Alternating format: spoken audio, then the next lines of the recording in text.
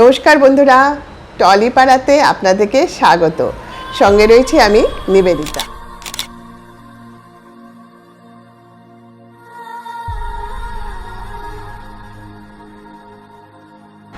IFFI গোয়ায় প্রদর্শিত হয় নন্দিতা রায় ও শিবপ্রসাদ মুখোপাধ্যায়ের পরিচালিত ও প্রযোজিত ছবি আমার বস। এখন ছবিটি সবার মুখে মুখে ছবিটির নাম চলছে।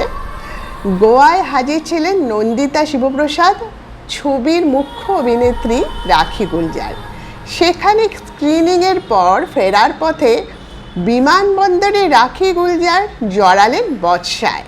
কেন সেই বচসা? আচমকা কি এমন হলো যে বচসায় জড়ালেন বর্ষিয়ান অভিনেত্রী? International film festival of India IFFI Nandita Ray ও শিবপ্রসাদ মুখোপাধ্যায় পরিচালিত ও প্রযোজিত ছবি আমার বস স্ক্রিনিং হয়। সেখান থেকে ফেরার পথে গোয়া বিমানবন্দরে ঘটে গেল এক আকস্মিক ঘটনা। পরিচালক অভিনেতা শিবপ্রসাদ মুখোপাধ্যায় নিজের অভিজ্ঞতা ভাগ করে নিলেন। সেখানে উঠে এলো বর্ষিয়ান অভিনেত্রী রাখি গুলজারের মাতৃভূমির প্রতি অগাধ ভালোবাসার এক নিদর্শন। কি ঘটেছিল সেদিন চলুন শোনা যায় বিস্তারিতভাবে। স্ক্রিনিং শেষ করে শিবপ্রসাদ ও রাখি গুলজার মুম্বাই ফেরার জন্য অপেক্ষা করছিলেন বিমানবন্দরে। ফ্লাইট সামান্য দেরি থাকায় তারা একটি কফি শপে যান। শিবপ্রসাদ নেন দার্জিলিং চা আর রাখি গুলজার বেছে নেন ক্যাপুচিনো। ঠিক তখনই ওই কফি শপে এক জনৈক ফুটবল ক্লাবের একজন বিদেশি খেলোয়াড়ও আসেন। খাবার কেনার পর তিনি ক্যাশে টাকা মেটান, যেমন হয়, যার মধ্যে একটি ছেঁড়া বা কিছুটা খারাপ নোট ছিল। দোকানদার সেই নোট নিতে কিছুতেই স্বীকার করলেন না।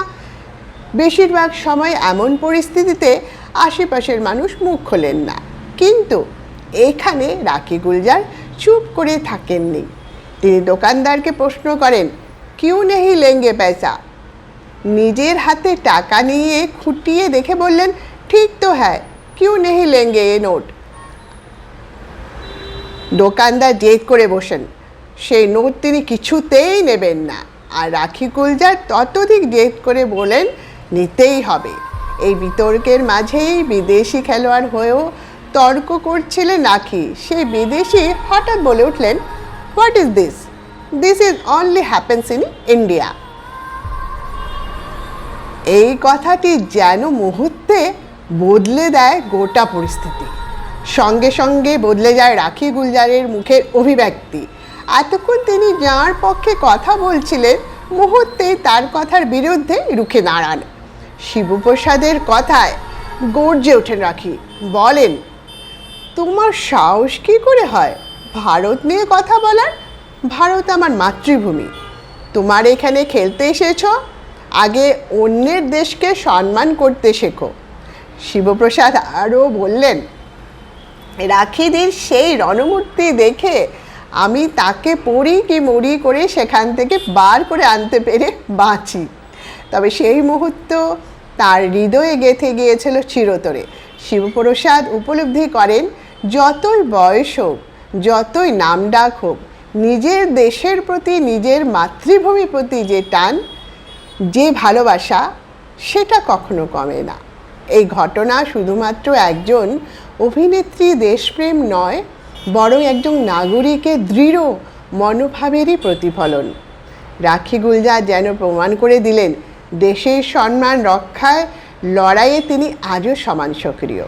তথ্যসূত্র জি24 ঘন্টা।